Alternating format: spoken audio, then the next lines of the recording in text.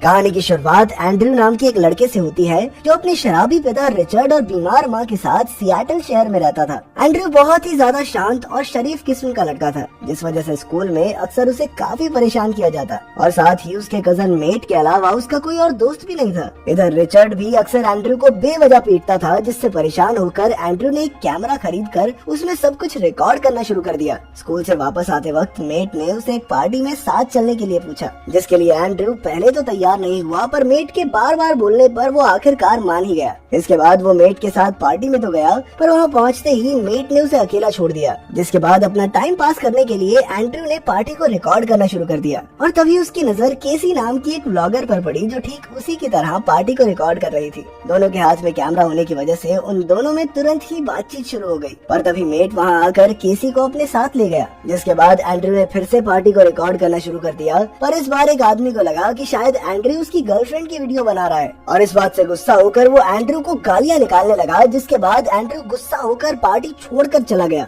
अभी वो पार्क में बैठकर अपनी जिंदगी को कोस ही रहा था कि तभी स्कूल का सबसे फेमस लड़का स्टीव उससे मिलने के लिए आया और वो चाहता था कि एंड्रयू उसके और मेट के साथ कैमरा लेकर एक खुफिया जगह पर चले, जिसे उन्होंने थोड़ी देर पहले ही ढूंढा था। स्टीव की बात मानते हुए एंड्रयू के साथ एक जगह पर पहुंचा जहां बहुत बड़ा गड्ढा बना हुआ था और अपने डर के बावजूद भी वो स्टीव और मेट के साथ उस गड्ढे के अंदर चला गया, जहां उन तीनों की नजर एक अजीब से चमकने वाले पत्थर पर पड़ी और जैसे ही उन्होंने उस पत्थर को छुआ तो उसने अपना रंग बदल लिया और ऐसा होते ही उन तीनों की नाक से अचानक खून आने लग गया। कुछ हफ्तों बाद वो तीनों बेसबॉल खेल रहे थे कि तभी एंड्रयू ने बॉल को अपने दिमाग की शक्ति से हवा में ही रोक लिया। असल में उस रात के बाद से ही उन तीनों के अंदर अपने दिमाग से ही चीजों को इधर उधर हिलाने की ताकत आ गई थी। उस दिन उन्होंने वापस उस गड्ढे के पास जाने का फैसला किया, पर तब तक पुलिस ने उस गड्ढे को पूरी तरह से बंद कर दिया था। इसके बाद उन्होंने अपनी शक्तियों का इस्तेमाल लोगों के ऊपर प्रैंक्स करने के लिए भी किया और समय के साथ मेट ये बात समझ गया कि उनकी शक्तियाँ बिल्कुल शरीर की मसल्स की तरह थी और वो अपनी ताकतों को प्रैक्टिस के साथ और बेहतर बना सकते हैं। इसके बाद वो तीनों मस्ती करने के लिए सुपरमार्केट में पहुंच गए, जहां उन्होंने छुपकर काफी सारे लोगों को परेशान किया।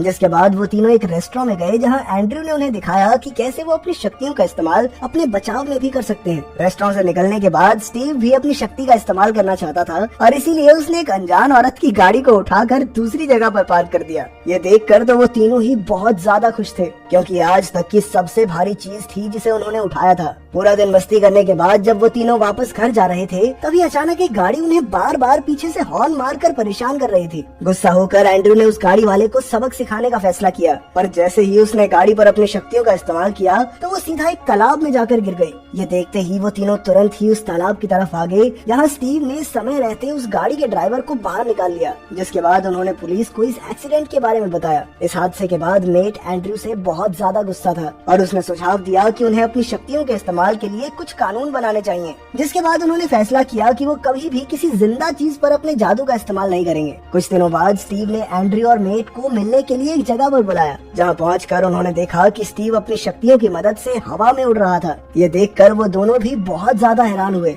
उसकी देखा देखी में जब मेट ने हवा में उड़ने की कोशिश की तो वो सीधा जमीन पर जा गिरा, लेकिन एंड्रयू बड़ी ही सावधानी से स्टीव की तरह उड़ने में कामयाब हो गया। अगले कुछ दिनों तक मेहनत करने के बाद तीनों दोस्त आसमान में उड़ने की कला में पूरी तरह माहिर हो गए और एक दिन जब वो आसमान में फुटबॉल खेल रहे थे तो एक हवाई जहाज उनके बहुत करीब से गुजरा, जिस वजह से स्टीव ने अपना बैलेंस खो दिया और वो तेजी से नीचे गिरने लगा। पर तभी एंड्रयू ने सही समय पर समझदारी दिखाते हुए बीच आसमान में ही उसे पकड़ लिया, लेकिन इस सब में वो खुद जमीन पर आकर गिर गया। लेकिन खुशकिस्मती से उनमें से किसी को भी चोट नहीं आई। अगले दिन उन्होंने अपनी ग्रेजुएशन खत्म करने के बाद पूरी दुनिया में उड़कर घूमने का फैसला किया, जिस पर एंड्रयू ने बताया कि वो तिब्बत जाना चाहता है। असल में उसे तिब्बत की शांति काफी ज्यादा पसंद थी और अपनी शक्तियों की मदद से अब वो उसे महसूस करना चाहता था। स्कूल के बाद मेट किसी काम के बहाने से केसी से मिलने गया और काम खत्म करने के बाद उसने केसी से पूछा कि क्या तुम मेरे साथ घूमने चलोगी, लेकिन केसी ने कोई जवाब न देते हुए उसके मुंह पर ही दरवाजा बंद कर दिया। उधर एंड्रयू ने स्टीव को अपने अकेलेपन के बारे में बताया कि कैसे शक्तियाँ मिलने से पहले तो वो बिल्कुल ही अकेला रहता था। उसकी सारी बातें सुनने के बाद स्टीव ने उसे आने वाले टैलेंट शो में हिस्सा लेने का सुझाव दिया, जिसकी मदद से वो पूरे स्कूल में फेमस हो सकता है। कुछ दिनों बाद टैलेंट शो में स्टीव और एंड्रयू ने अपनी शक्तियों की मदद से कई सारी ट्रिक्स दिखाई, जो कि सभी दर्शकों को बहुत ज्यादा पसंद आई। उसी रात स्टीव और मेट एंड्रयू को एक पार्टी में लेकर गए, जहाँ सभी लोगों ने उसका काफी अच्छे से स्वागत भी किया। एंड्रयू पहली बार अपने आप को बिल्कुल अकेला महसूस नहीं कर रहा था और इसीलिए शायद उसे पार्टी में बहुत ज्यादा मजा भी आ रहा था। पार्टी के बीच में उसकी मुलाकात मोनिका नाम की एक लड़की से हुई और वो दोनों बहुत ही जल्द एक दूसरे के साथ घुल मिल गए, जिसके बाद वो दोनों एक कमरे में भी गए, पर ज्यादा नशे में होने की वजह से एंड्रू ने मोनिका के ऊपर ही उल्टी कर दी, जिसके बाद वो तुरंत ही बाहर चली गई। उधर पार्टी में केसी भी मेट से मिलने के लिए पहुंची और उसने मेट से अपने घर चलने को कहा, जिसके लिए मेट भी तुरंत ही तैयार हो गया। थोड़ी देर बाद स्टीव एंड्रू को ढूंढता हुआ उस कमरे में पहुंचा जहां एंड्रू बिना कपड़ों के बैठा हुआ था और उसे ऐसी हालत में देखकर स्टीव ने भी उसका बहुत मजाक उड़ाया। अगले दिन एंड्रू अपनी शक्तियों का इस्तेमाल एक मकड़ी पर कर रहा था कि तभी उसे अपनी माँ के चीखने की आवाज आई और जब वो उनके कमरे में गया तो पीछे से रिचर्ड ने उसके कमरे की तलाशी लेना शुरू कर दिया, जिसमें उसकी नजर एंड्रू के कैमरा पर पड़ी, जिसके बाद उसने एंड्रू को बुलाकर पीटना शुरू कर दिया। और इस बार एंड्रू ने भी जवाब में अपनी शक्तियों की मदद से अपने पिता को उठाकर जमीन पर पटक दिया, जिसके तुरंत बाद वो घर से निकल गया। घर से भागने के बाद एंड्रू एक तूफान के बीच ही आसमान में जाकर रोने लग गया। उस वक्त मेट केसी के साथ अपने हसीन पल बिता रहा था, पर तभी अचानक से उसकी नाक से खून आने लगा।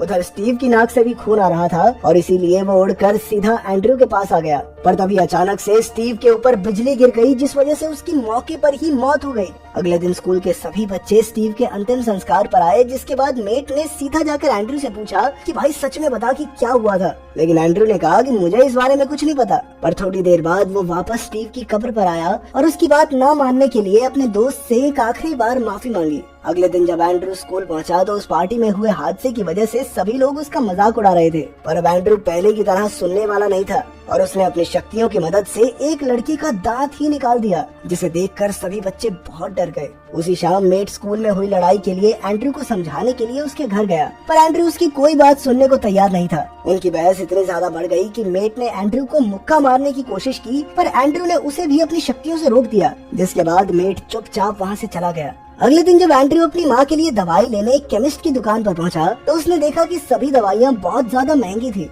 और उसके पास दवाई लेने के लिए पूरे पैसे भी नहीं थे। अगले कुछ दिनों तक वो पैसे कमाने के अलग अलग तरीके ढूंढता रहा और एक दिन वो इतने ज्यादा गुस्से में आ गया कि उसने लोगों को लूटने का फैसला किया, जिसके लिए उसने अपने पिता के फायर फाइटर सूट का इस्तेमाल किया। सबसे पहले उसने गैंग को लूटा, पर अभी भी पैसे पूरे नहीं हुए थे और इसीलिए वो एक दुकान ले गया जहां अपनी शक्तियों की मदद से उसने सारे पैसे अपने बैग में डाल दिए। पर जैसे ही वो दुकान से बाहर निकला तो वो दुकानदार उसे रोकने के लिए अपनी बंदूक निकाल लाया, पर उसके गोली चलाने से पहले ही एंड्रू ने बंदूक का मुंह एक सिलेंडर की तरफ मोड़ दिया, जिस वजह से उसकी गोली सीधा सिलेंडर में जाकर लगी, जिस वजह से वहाँ एक बहुत बड़ा धमाका हुआ। इस हादसे के बाद एंड्रू को एक हॉस्पिटल में भर्ती करवाया गया जहाँ वो पुलिस की हिरासत में था। थोड़ी देर बाद रिचर्ड भी उससे मिलने के लिए आया, जिसने उसे रोते हुए बताया कि उसकी माँ कई दिनों तक उसे ढूंढते ढूंढते मर गई और रिचर्ड के मुताबिक उसकी मौत का जिम्मेदार कोई और नहीं बल्कि एंड्रू ही है। जैसे ही रिचर्ड ने एंड्रू के ऊपर गुस्सा करना शुरू किया तभी एंड्रू को होश आ गया और उसने गुस्से में हॉस्पिटल की दीवार ही तोड़ दी,